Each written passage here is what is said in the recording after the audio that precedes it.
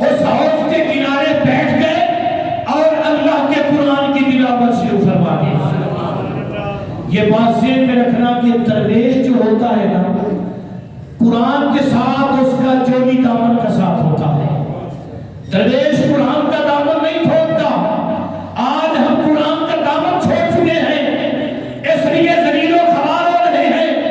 یہ قرآن کی جو بے حرمتیاں سویڈن، امریکہ، یورپ، اسرائیل اور فرانس جیسے بے غیرت کتے کر رہے ہیں، یہ ہماری کمزوری ہے۔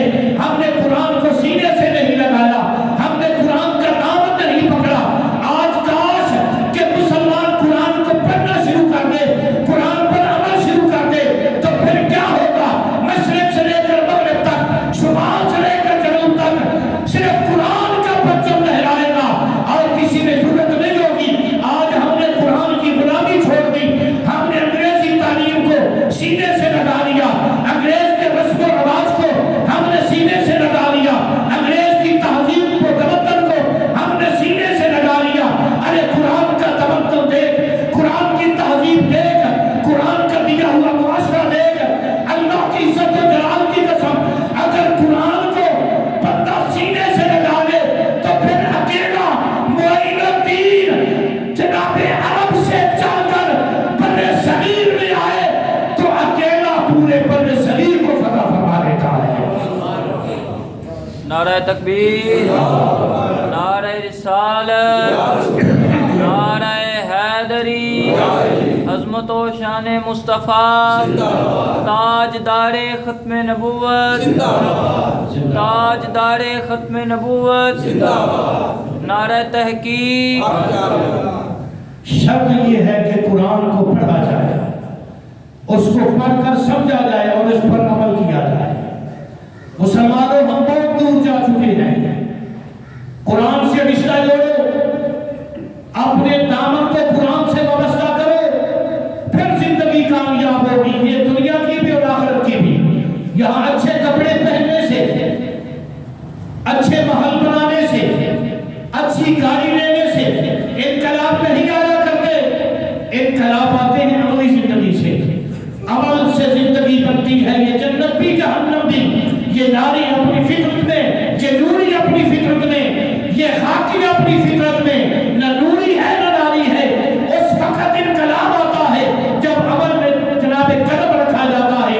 حضرت خواجہ معین الدین چشتی اجمیری رحمت اللہ تعالی، آپ قرآن کی تلاوت کر رہے ہیں، جب یادگار محمد آیا اپنے بدماشوں کے ساتھ، اپنے ایلچیوں وزیروں کے ساتھ، اور دیکھا کہ حوض کے کنارے پر ایک بابا بیٹھا ہے جس کے پھٹے پرانے کپڑے ہیں، لباس پوشیدہ ہے، چہرے کی زلفیں جو ہیں وہ بکھری ہوئی ہیں اور داڑھی پر جناب گرد و غبار رکھی ہوئی ہے، قرآن کی تلاوت کر رہا ہے۔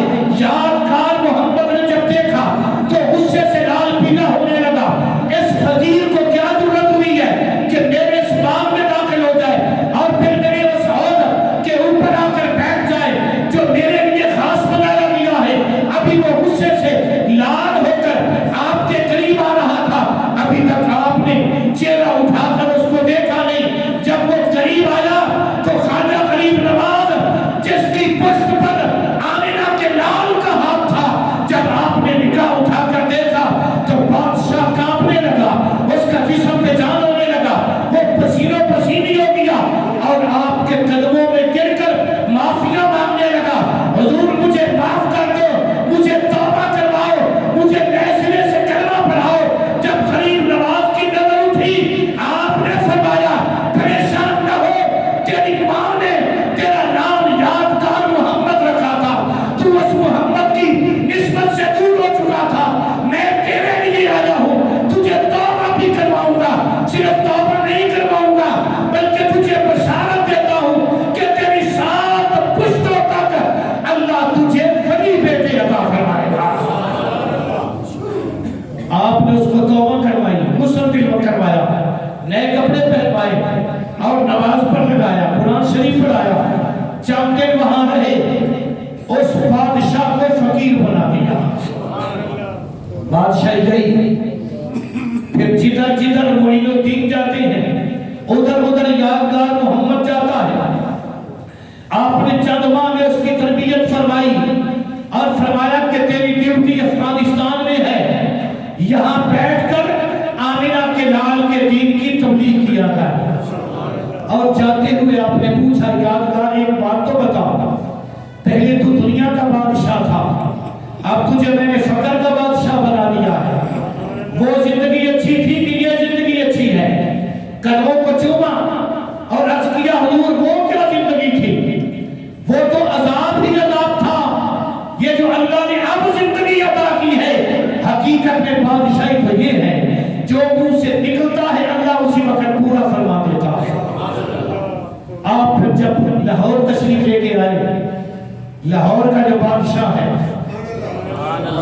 جانتے ہیں آپ، جس کو کائنات داتا علی حجویری کے نام سے یاد کرتی ہے، وہ داتا علی حجویری آپ کے مزار پر حضرت خواجہ غریب نواز نے چلہ کاٹا، آج بھی حجرہ اعتکاف آپ کے قدموں میں موجود ہے، یہاں سے آپ نے فیض حاصل کیا اور جاتے ہوئے اعلان کر دیا لوگوں آؤ میں تمہیں بتاؤں یہ بادشاہ کس طرح کا بادشاہ ہے۔ گنج بخش فیض عالم، فیض عالم، آپ فرماتے ہیں یہ جو ہے نا یہ خزانے بانٹنے والا صرف معین الدین کو نہیں بلکہ سارے جہان کو یہ فیض تقسیم فرمانے والا ہے۔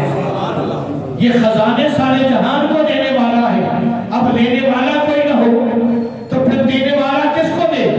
آپ فرماتے ہیں گنج بخش فیض عالم، سنیو تمہیں مبارک ہو، پاکستانیوں تمہیں مبارک ہو، اللہ نے ہمیں داتا علی حجویری عطا کیا ہے، اللہ نے ہمیں بابا فرید عطا کیا ہے، اللہ نے ہمیں پیر پٹھان عطا کیا ہے، اللہ نے ہمیں غازی علم دین شہید جیسی شخصیات کے علاوہ غازی عبداللہ عطا کیا ہے، اللہ نے ہم سنیوں کو جناب پیر سیال جیسی شخصیات، پیر میرے علی شاہ جیسی شخصیات، یہ سنیوں کو بالخصوص پاکستانیوں کو اللہ نے یہ عطا کی ہے۔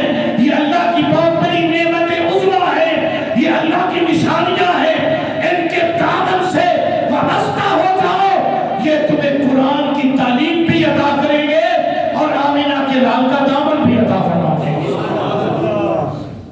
تو حضرت خواجہ غریب نواز نے وہاں سے فیض لیا داتا صاحب سے، اور جاتے ہوئے پتہ کیا فرمایا؟ ناکساں را پیر کامل، جس کا پیر کوئی نہیں اس کا پیر کامل یہ ہے،